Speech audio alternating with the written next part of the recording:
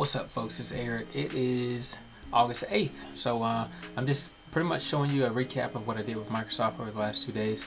I think the last video I did was on NVIDIA, but I've been doing a couple shorts on Microsoft. So last night I put together a Microsoft script for the 15-second time frame, and then today I was just curious how it performed, and it continued to perform today. So this is pretty much Microsoft yesterday.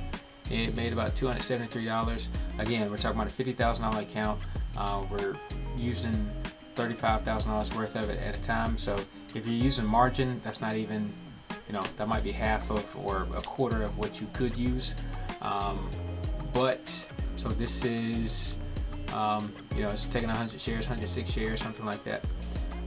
So on this day, on August 7th, it made about $273 or so dollars, and then on today, August 8th, it would have made, I know. All this right here, all this is a lot of mess going on. Actually, I've got to adjust this, right? Because I don't trade pre-market. I don't trade pre-market. After hours, so I've got to take that off. But if I were to show you what it looks like now with pre-market included, this is the strategy performance report, and let's just look at the overall periodical return. So 781, 35% profitable, 1.56% gain over the last 2 days. But we're going to take off the session hours, so we're just going to do regular session. And that changes it from 781 to 548. Okay, but I thought 548 must have included yesterday. That's what it did. Okay. All right, I see. I made a boo-boo then. It wasn't 540 for just today. It was 540 for yesterday and today, which makes sense because yesterday, like I said, it was about 273 or so, and so we're just kind of more or less doubling that. So if we look at the performance graph, boom, boom, boom, boom. Okay, that makes sense. Yeesh. Okay, all right, that makes sense. All right. Well, what I was going to do on here was kind of tweak it a little bit or change some things around to see if we got a little bit different performance or result. So I'm just curious of what this looks like on, this is Microsoft, so let's do, let's do Apple. If we use the same strategy on Apple over the last 2 days, instead of making 550, it have made negative 120. Yep. So, and again, that just goes to show you that these indicators don't really work across different tickers. They have different levels, they have different ranges, they have different amounts of volatility, different amounts of volume. All that changes, and all that should be accounted for within your strategy. But all that changes when you move to a new stock. So I'm just curious, how quickly could we come up with a strategy for Apple for today on the 15-second time chart or whatever day and make it profitable? So let's go to edit. No. Let's go to our coding environment. Open that up for you. So that's easy language. We're going to close that. We're going to make a new show me. Today is 8th. And we'll code it as such on the 15-second time frame. 15-second 08/08/23. Okay, so this is what I do when I'm trying to put together strategies. So first of all, I'm going to get this one out of here. I can remove all of these. I'm still on the 15-second time frame. We're going to go back to the show me, the new strategy.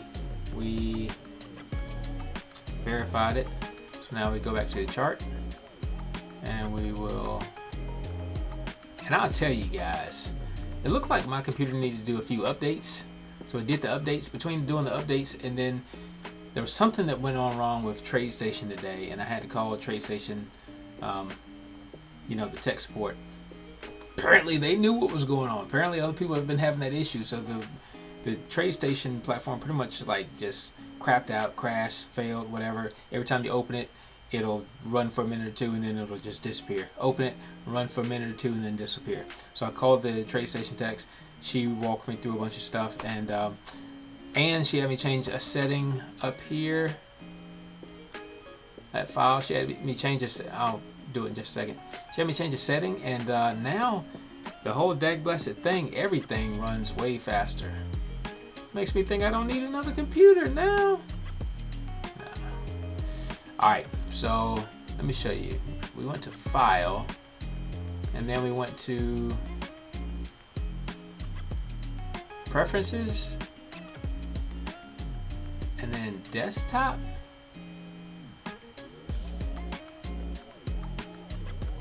and then we went to Performance, and she had me click Auto Configured for High Performance by Tradestation. It was clicked on Auto Configured by Tradestation. Anyway, I do feel like I need the high performance deal because I do a lot with, the coding environment. But, I don't know. And so at least I could change that back if I wanted to. But there it is. So whatever it is, everything works great now. So I'm happy. All right. So what we did after verified, added this new strategy. We added it onto the chart, but you see everything is yellow because that just is saying that every single bar lights up.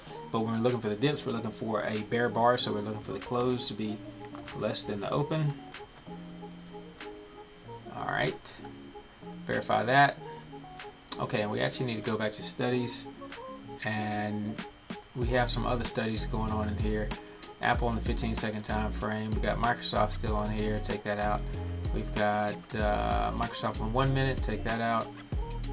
I think that's it. Okay, so it should be yellow. Okay, all right. So next we're gonna look for. So we're looking specifically kind of like for this area and this area. Not a lot of great opportunities that I'm seeing that I'm in love with. This is a similar area here, similar area here, similar area here. What do you see in common there? Well, for one, you see that this spread is for the most part under this 50 period spread. So let's just make that the first one. So we're going to say that the spread is less than the average EMA spread, 50 periods. Yeah.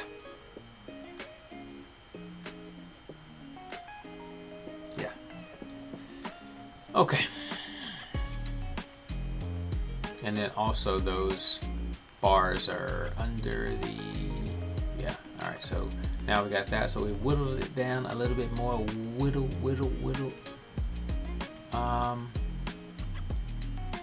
I'm looking, this red solid line, which is 200 EMA, is almost over this dotted line, which is the exponential. It's definitely over here. Definitely, well, there, it's close. All right, so next one, what's obvious? What are the obvious things? The obvious things is that the price is under the non-EMA.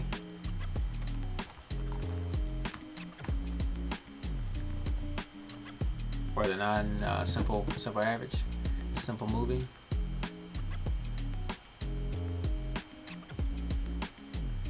Okay. Let me just zoom in on this area of interest.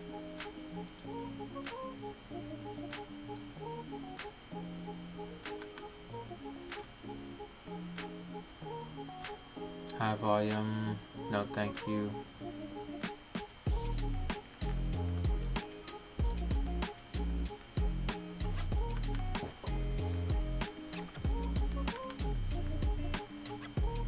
That is definitely less. That's less. The slope. Looking at the slope down here at the bottom now. And I'm going to change the slope. On input. I'm going to edit the slope so that we can input the length. So right now you see that the variables are declared, but we're not able to input our own length. We can change that. Input length. We're going to start off at 0. And then here, that is the length. So we change that right there. Resync that. Come over here. I'm not sure if you can see those settings. Maybe you could, maybe you couldn't. So now we come back here again. Alright, input length. I'll make it 10.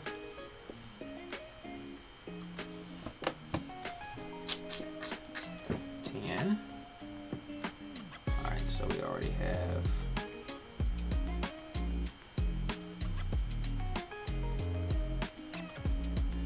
linear regression.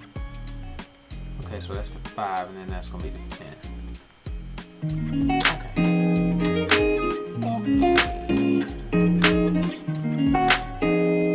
Area of interest.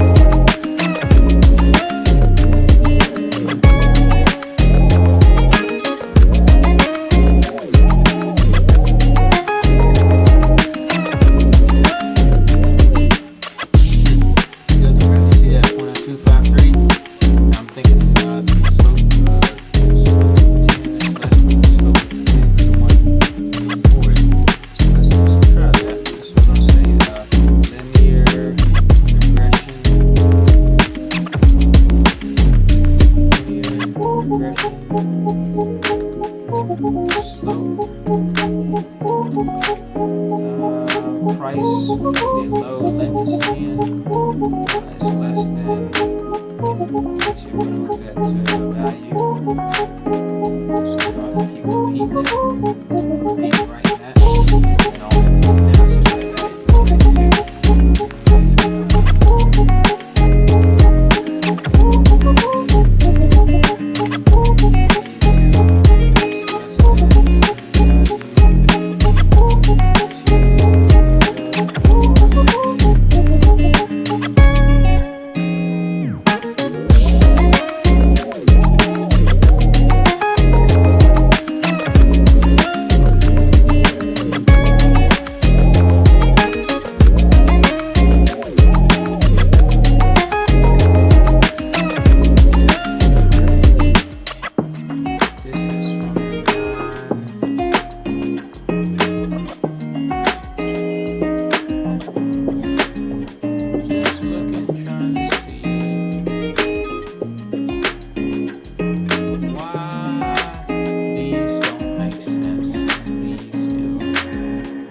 that cluster of volume come down here that I don't see over here.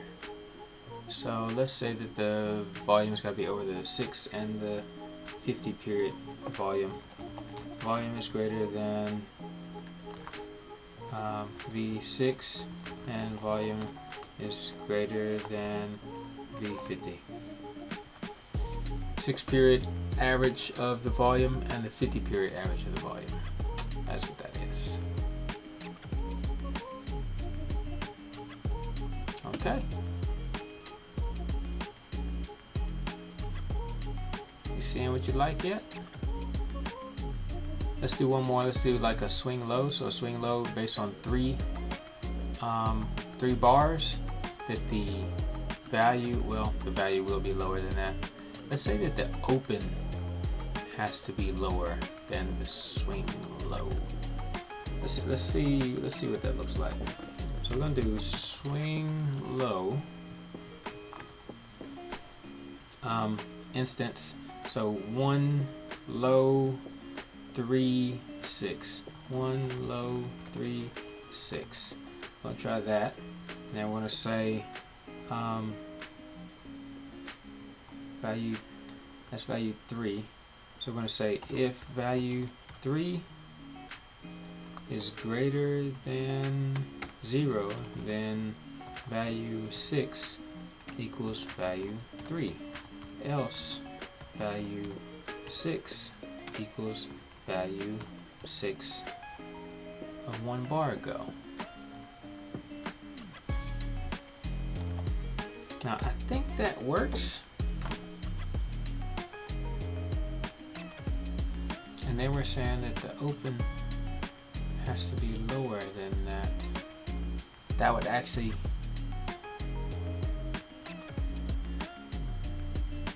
I think that will work with the exception of this last one.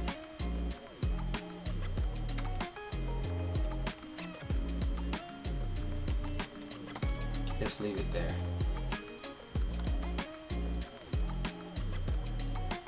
Value 6. So open is less than value 6.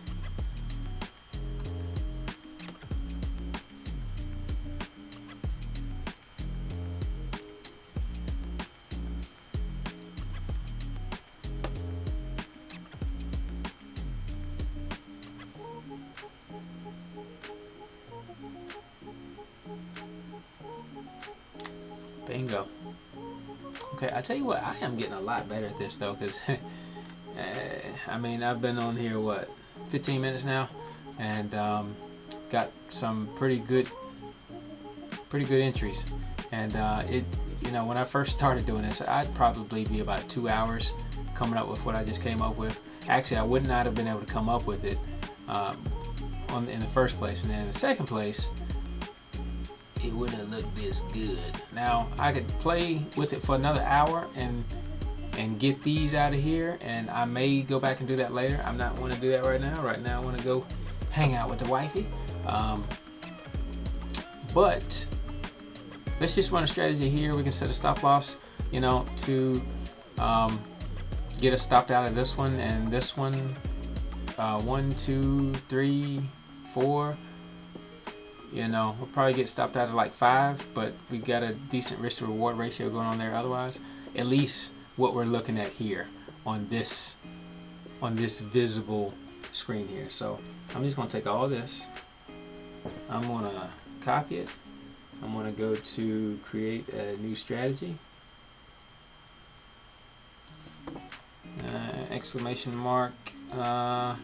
This is 15-second time frame on Apple, and 08/08/23 created 08/08/23 ran on 08/07/23 through 08/08/23. Alright, so I'm just gonna paste that right in there. And then I need to figure out what my stop loss is going to be. If you look at this general area here, I'm just going to say from there to there, whatever that is, we're going to call that 0.05. So we're going to say the stop loss is average entry price times 0.0005. And then that's average entry price. And I mean, not all these go up the same amount, but a lot of these go up at least, like if we try to capture this one, it at least goes up that high to be on the safe side, which is 0.14. So 0.14 of to 0.05 is, you know, roughly a 1 to 3. So we can stand to lose a couple with 1 to 3. And so 0.14 is 0.0014 actually. Let's verify that. Yep, and even just putting that stuff into the strategy, it would have took me 15 minutes to, to verify it and to make sure that it verifies and all that good stuff. So alright, so right now I'm adding this study. You can't see that part.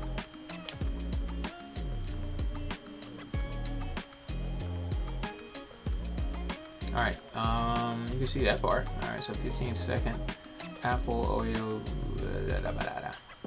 Alright, add that. Now we might need to go change some settings if it doesn't run all the way back, which it did. Ooh, a lot of stop losses there. Yeah, so this would this would definitely be an area where we need to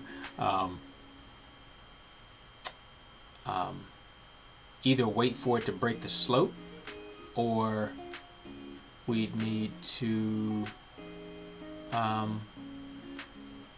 get rid of a bunch of this. And yeah, would not be impossible to do. Again, I just wasn't looking in this area, so this is the part of fine-tuning the strategy, if you will. But I'm just curious to see what it does right off. Okay, so I don't know if you can see that. Yeah, you can see that. All right, so it had made $100 over the course of 2 days. 2 days. Okay.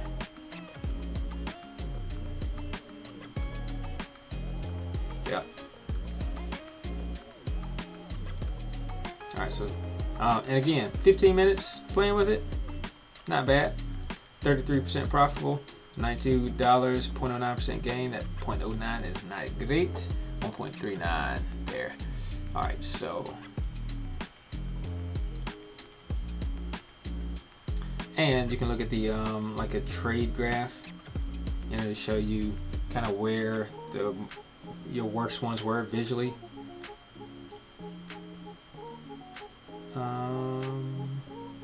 Efficiency, average, there's the efficiency. I was looking for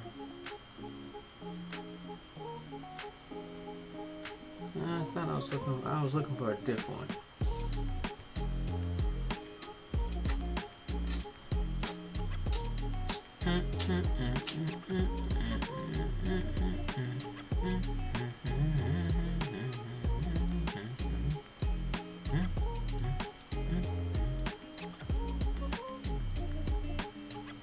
Draw down, run up.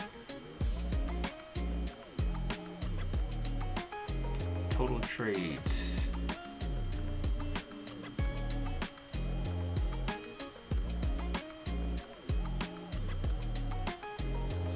Yeah, I mean, you see that the losing ones are fairly evenly dispersed throughout the bottom. There's no significant clusters except for right here at the start, right? So this cluster here is pretty tight. So that's 8.7. That's from doesn't have the time, but trade number 5 up through trade number 5. And then you can click on that. Now it won't show you here, but if you go to trade list here, it can show you trade number 5, and then it'll also show you what time it was. Trade number 5 was at 10:51, so yeah, that cluster in there, 10:51.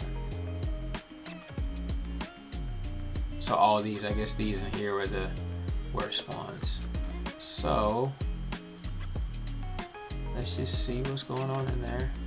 Like I said, I didn't plan on spending this time with it right now, but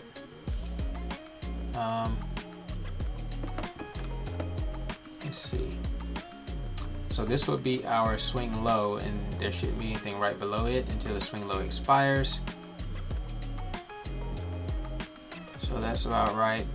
Let's see if we can't get a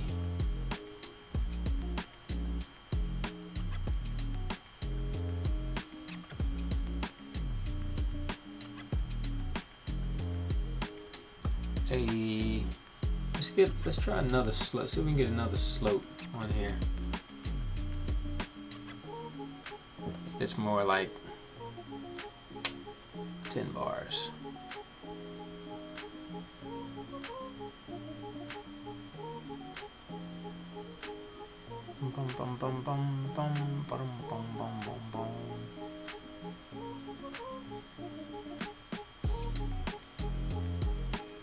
Blue over yellow. Blue over yellow. All right, let me just try this. So linear regression, slope. We're going to do the low of 10 bars, and then we're going to say that the open must be lower than that. That must be above the open. Let's try that. Okay. I'm hoping to get rid of some of these in here. Maybe all of them. Oh, it did, and it got rid of all my trades. All my trades. Linear regression of the slope. Linear regression, the slope. No, because I don't want the slope. I want the intercept.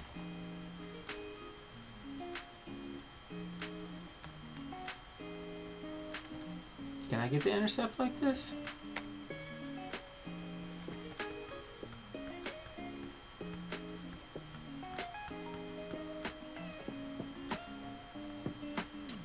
Linear regression intercept array. Doesn't look like I can get it that way.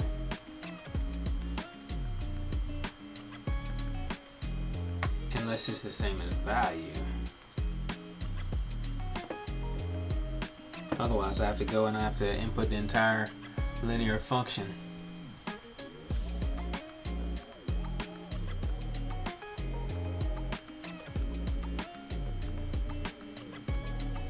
Linear regression value function projects based on current regression line the regression value for X number of bars out into the future. Alright, so price length target bar. So we could do 0. Yeah, so that's price length target bar. We'll do 0. But if we did go into the future,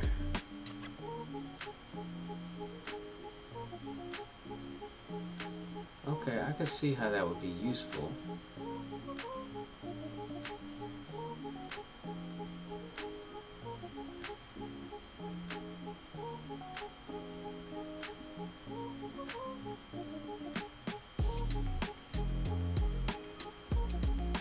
Especially if you did it like a bars back.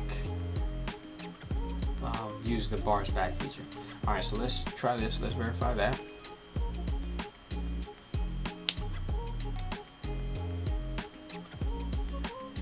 Okay, so we got a couple buys there. Let's see what this did. After thinking about it again, it decided to give us all bad trades. Alright, so the low of the 10, lowest of the low,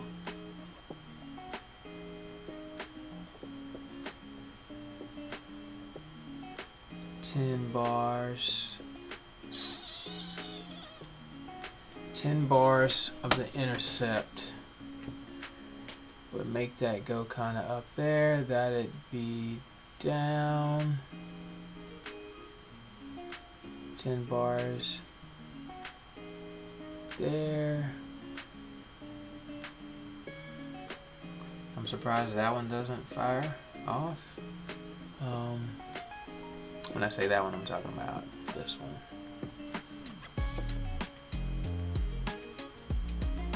So changing this, I could change two things. I could change this, or I could change this. I wouldn't really much mess with the X bars before or behind, but it did get rid of these, which is what I was looking for. So maybe I am on to something. So let's go with 5. Because I think I had the slope on before when I was doing 5 instead of the intercept. So I probably should have kept it at 5 and just changed that. Okay, nothing. Nothing. But I could do it of the high. And that should give me some. Well, yeah, give me a lot actually. What do I do with my performance report?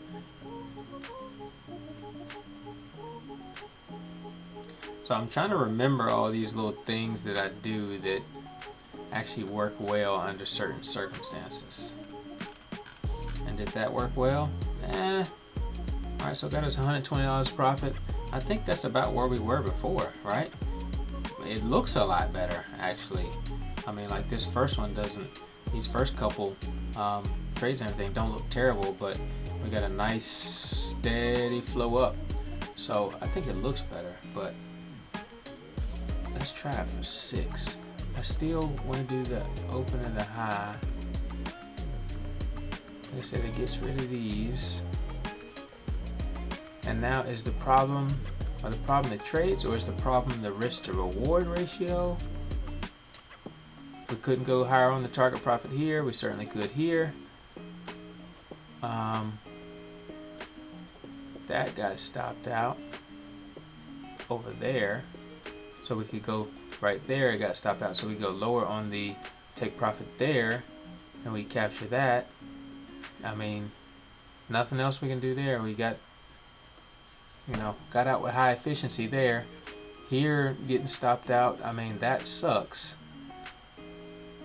But to drop that, I mean, we really could drop the risk a bit more. I feel like if we drop the risk a little bit, we got to drop that risk. So let's make it 0.06. So it's going to put it just kind of like with Microsoft, is kind of putting it around that 1 to 2 risk reward ratio.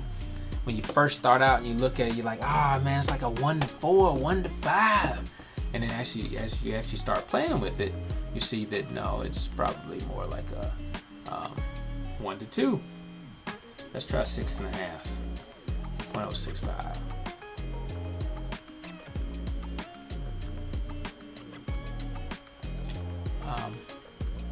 All right. And again, and this is the funny thing about doing these scripts and algorithms and playing with the charts and stuff like that, is even when you play around with stuff and you move the take profits, the chart has a sweet spot. So even though we move stuff around, we still ended up right around 120. I mean, we took a big dip there, and we still ended up right around 120. Earlier, we had the chart kind of start from here and go up, but it went straight up and it went straight to 120. And then another time, I think it came down here and then up and then down and then up, but it was still right around 150 or so. So I just think it's really interesting how that works. But maybe 120 is the best I can do in 30 minutes. 30 minutes.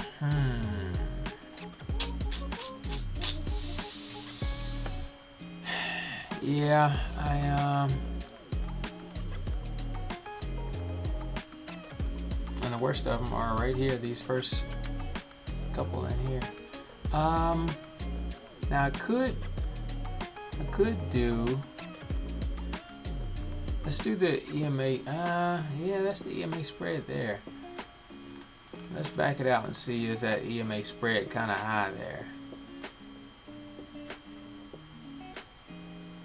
It is. So, while a lot of these are winning, what's not winning is the EMA spread. If you look where my cursor is, you look to the left, you see 153. So I'm going to say that the EMA spread has got to be less than 153. 153.50. See that line right there? Something like that. 153.50.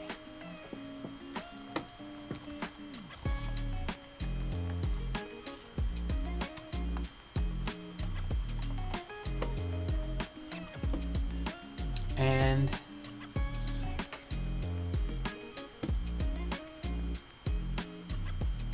So we should lose all this. Yeah, there we go. Okay, and now let's go back and see what.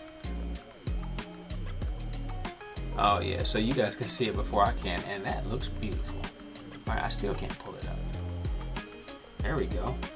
All right, so 180, 190. And it's a straight trajectory up. I wouldn't mess with that. I'm not gonna mess with that. That looks good to me. 66% profitable, 15 trades, 0.20% gain, $190. I'm not gonna mess with that. I like that. Again, didn't make $40,000 on it, but if you can consistently make $100 a day, $200 a day, whatever, I mean consistently, without having to lift a finger, because once I get done really getting good with this, and probably tomorrow, I got a little bit of time tomorrow, so probably tomorrow I'm going to start putting this into the automation. I have done some automation before, but my scripts weren't any good. And so now that my scripts are better, I'll do some automation, and hopefully, yeah. So, and then one of the next pieces is for me to scale in and out of positions, right? So as I find these best places to get in at, I need to be able to scale in and out. I need to be able to, take some profit if it looks like this, and then, take all the profit if you got a huge bar coming in, huge volume bar coming in, right? So, or if you got a convergence to the EMA, to the 200 EMA, then just take half the profit and then wait for a larger target to take all of your profit, or take all of your profit if you hit a volume bar that's 2 times whatever. So if you can say it, if you can think it, then most times you can come up with an algorithm that'll do it. So I love it. All right, guys, 38 minutes into it. I'm Eric. I'm out. Peace.